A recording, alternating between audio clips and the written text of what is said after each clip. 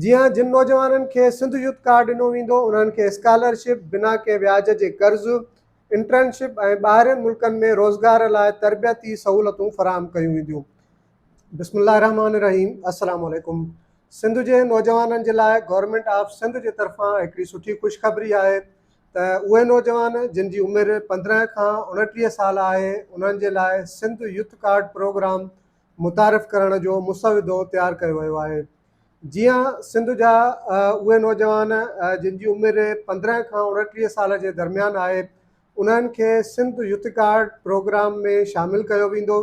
हाणे Sindh youth card programme छा आहे, उनजो अप्लाई करण जो छा तरीक़ेकार हूंदो, इन हवाले सां मां तव्हांखे हिन वीडियो में मुकमल तफ़सील ॿुधाईंदुमि। पर सभ खां पहिरियां दोस्तो, अगरि तव्हां असांजे चैनल ते नवां आहियो त चैनल खे ज़रूरु सब्सक्राइब करे छॾियो, घंटी वारो बटन प्रेस कयो ऐं हिन वीडियो खे आख़िर ताईं ज़रूरु ॾिसो, छाकाणि त हिन वीडियो में मां तव्हांखे सिंध यूथ कार्ड प्रोग्राम जे हवाले सां मुकमल मालूमात ॾियण वारो आहियां।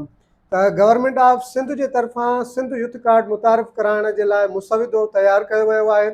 उनजी तफ़सील कुझु हिन तरह आहे त सिंध हुकूमत chairman Pakistan peoples party Bilawal Bhutto Zardari जे हिदायतुनि ते सिंध यूथ कार्ड प्रोग्राम जो मुसविदो तयारु कयो आहे, जेको जल्द ई मंज़ूरीअ लाइ सिंध काबीना में पेश कयो वेंदो।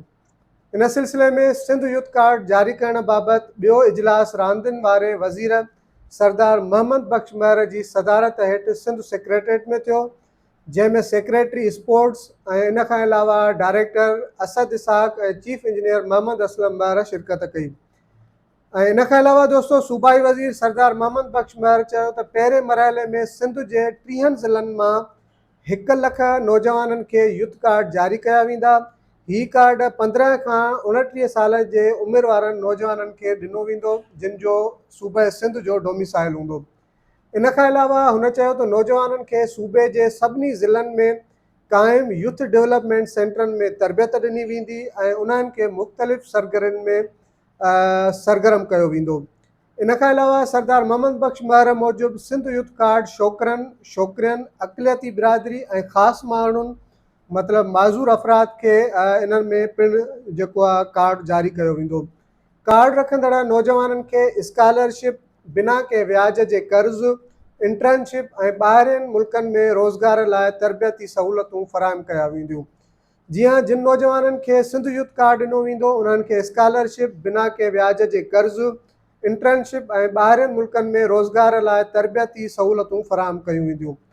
तर्जुमान मूजिबि कार्ड रखंदड़ नौजवान औरतुनि लाइ गुलाबी स्कूटी या मुतबादिल ट्रांसपोर्ट जी फ़राहमीअ ते पिणु गौर कयो पियो वञे।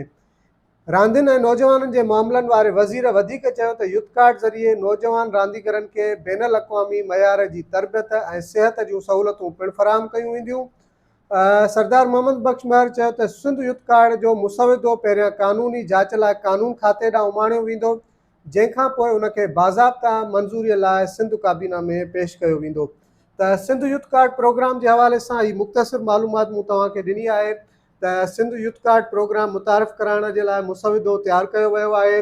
15 खां 29 साल उमिरि रखंदड़ नौजवान सिंध यूथ कार्ड में अप्लाई करे सघंदा ऐं उन्हनि खे ॾिनो वेंदो। ऐं इन खां अलावा मां तव्हांखे ॿुधाईंदो हलां त सूबे सिंध जो डोमिसाइल रखंदड़ नौजवाननि जे लाइ ही प्रोग्राम हूंदो। ऐं इन खां अलावा हिन कार्ड जा जेके फ़ाइदा हूंदा उन में स्कॉलरशिप, बिना के व्याज जे कर्ज़, इंटर्नशिप ऐं ॿाहिरिनि मुल्कनि में रोज़गार लाइ तरबियती सहूलतूं फ़राहम कयूं वेंदियूं। त मां सम्झां थो सिंध गवर्नमेंट जे तरफ़ां ही सिंध जे नौजवाननि जे लाइ हिकिड़ो बहितरीनु प्रोग्राम आहे ऐं इनशाअल्लाह तमामु घणा नौजवान, लखे नौजवान हिन प्रोग्राम मां फ़ाइदो हासिलु कंदा। ऐं जॾहिं ही कार्ड मुतारिफ़ करायो वेंदो ऐं फाइनल जेको आहे काबीना मां मंज़ूरी ॾिनी वेंदी त हिन हवाले सां असां तव्हांखे वधीक मुकमल मालूमात ॾींदासीं त तव्हां कीअं हिन कार्ड जे लाइ अप्लाई करे सघो था।